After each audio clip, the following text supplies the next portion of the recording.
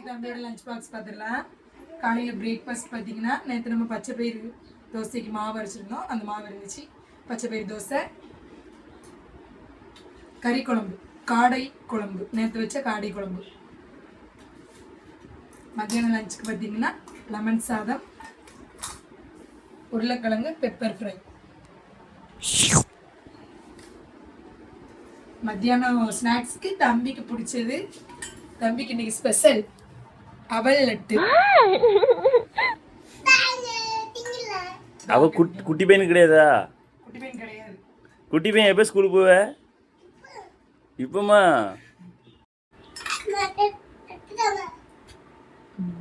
இப்போ எனக்கு லட்டு தர மாட்டியா?